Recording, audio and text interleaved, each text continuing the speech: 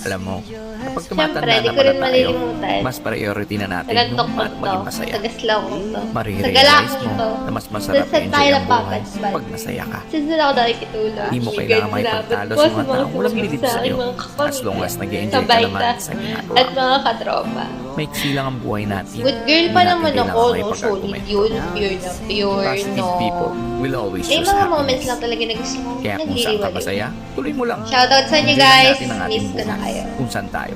Oh, libre na! Yung mga quality friends dyan. Travel na! Buhay pa ako, sulitin nyo na.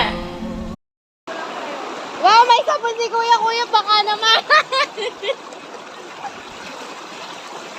Kailangan penging sabon.